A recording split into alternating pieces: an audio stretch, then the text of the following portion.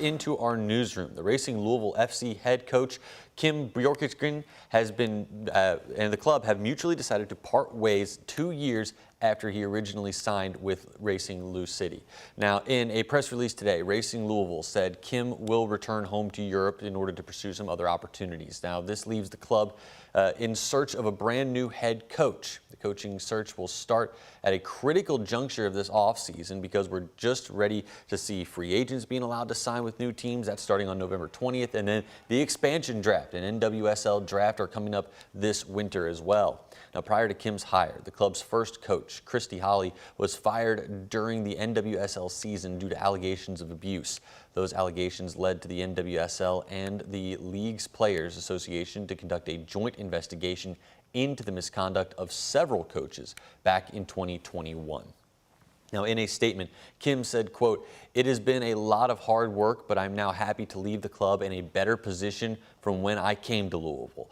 He goes on to thank the fans and to all the people who make Racing Louisville a great place. Now, we know that there will be a live press conference about the latest resignation coming up today at 1 o'clock in the afternoon. We do plan to stream that live for you and have a crew there to bring you the latest updates today at on WHAS11 News at 4. I was one of the lucky ones. If the bullet had been in either direction, I definitely would not have survived. We got a table to flip over, and we had a booth in that corner that we used to put a wall up, but there really isn't much protection. Any minute I was waiting to see his face come around that corner, and that was the most daunting part. Victims sharing their harrowing tales of survival after a man opened fire at a bowling alley and local bar in Lewistown, Maine on Wednesday night. 2 counties are under lockdown for a second day. Schools in that area are also shut down, with the alleged killer, Robert Card, still on the loose. A relative of the shooter even sharing a possible motive. ABC's Rena Roy has the latest from Lewiston. The massive search for 40-year-old Robert Card intensifying. The alleged mass shooter on the run for 2 days now. Late Thursday, SWAT teams and armored vehicles swarming a home in Bowdoin, Maine, reportedly connected to the suspect. But still no sign of Card. Hundreds of law enforcement officers combing the area by land, air, and sea. I want to assure all that a tremendous amount of law enforcement manpower, time, and effort is being utilized around the clock. Neighbors say the U.S. Army reservist and firearms instructor knows the area well. He knows every inch of this. You can barely walk through that area. The woods are so thick. Authorities telling residents in 2 counties to stay at home with the doors locked. And schools have been closed for a second day after the deadly rampage Wednesday night. At least 18 people were killed and 13 others injured when police say Card opened fire at a local bowling alley and then a restaurant several miles away. ABC News has learned Card's sister told investigators she thought her brother may have been going after an ex-girlfriend who was frequently in the bowling alley. Sources telling ABC he spent 2 weeks in a mental health facility this summer after hearing voices and threatening violence. Jennifer Zanka says her back was to the suspected shooter when he opened fire, shattering the bone in her arm. I got hit, I think, when I went to the ground, and then I stood up and followed one of the other girls. She knew how to get out the back way. Joseph Walker, a manager at Schmange's Bar and Grill, was shot and killed while trying to stop the alleged gunman at the second scene. My son had grabbed some type of a butcher knife or something and went towards the killer to try to stop him from killing anyone else, and that's when he shot my son. And sources tell ABC that authorities found a suicide note at the suspect's home addressed to his son that was filled with rantings, but no specific motive for this deadly attack. Rena Roy, ABC News, Lewiston, Maine. There are still questions as to how Card was allowed to own a gun despite a 2-week stay in a mental health facility over the summer. Now, Maine has a yellow flag law that establishes a process to take away firearms from a person during a mental health crisis. Now, the process includes a police investigation, a doctor's examination, and a judge's order. Margaret Groban from the University of Maine Law School says the Marines Maine's gun laws are lax compared to some of the other northeastern states, which have red flag laws. They simplify the process, allowing relatives of a gun owner to directly ask a court to remove a gun during a mental health crisis. Still, some say that may not have been enough.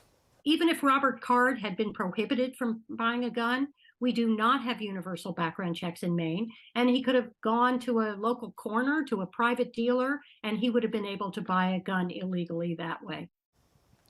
Despite Maine's soft gun laws, the state has fewer mass shootings per capita than those with the stricter laws. That Maine has had 3 mass shootings since 2018, far below Connecticut, New Jersey, and New York, who have a combined 228 mass shootings in that time span. On the federal level, Congress passed a law last year after the shooting in Uvalde, Texas, that gives states incentives to pass red flag laws.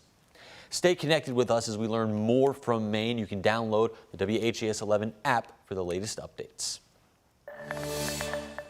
The man who police say walked into the Hall of Justice claiming he had a backpack full of explosives is set to face a judge today. Police say 33-year-old David Kennedy entered the building around noon yesterday and said he was going to blow it up.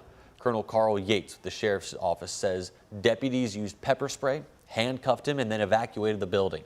The LMPD's bomb squad was called in and determined that there were no explosives in that backpack. Kennedy was taken to the hospital and has been charged with criminal trespassing, wanton endangerment, and resisting an arrest. He's currently had a cash bond set at $50,000. He is expected to be back in court on November 6th. The man charged in one of Louisville's most heinous homicides could be facing the death penalty. Bryce Rhodes is accused of killing 14-year-old Larry Ordway and 16-year-old Maurice Gordon back in 2016 after police say the teens watched him kill another man. Rhodes went on to pick up more charges while he was in jail, including attempting escape, terroristic threatening, and assault on officers. In court yesterday, his attorney said Rhodes is intellectually disabled and should not be a candidate for the death penalty. Look at functionality. I put it at 51.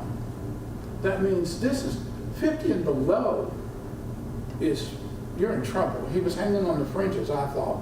Hanging on, and just to be clear, hanging on the fringes of what? Hanging on the fringes of being able to function in society. The prosecution argued that Rhodes deliberately put no effort into the test in order to get a lower score. The judge has not yet released her decision on the death penalty.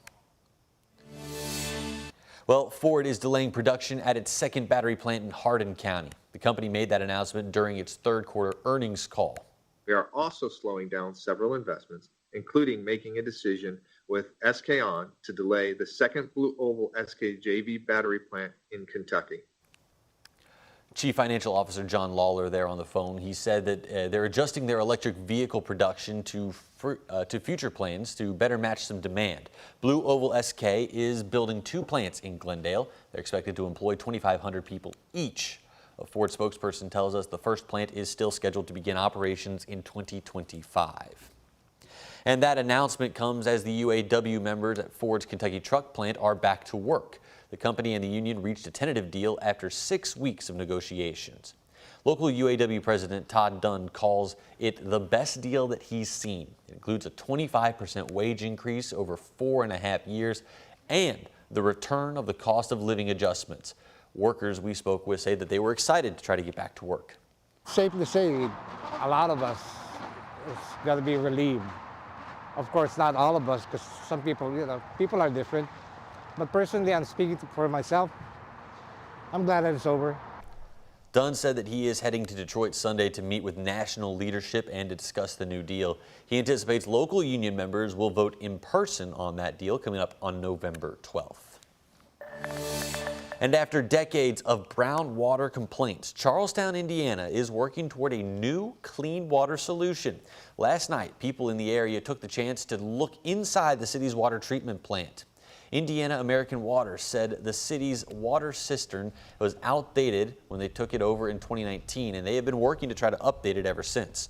The new $16 million facility, once completed, will help around 3,000 customers get clean, clear water. The facility that we acquired when we acquired the city water system was outdated. It basically pulled water out of the ground added the appropriate chemicals, and sent it out into the system. Here we have an actual filter plant.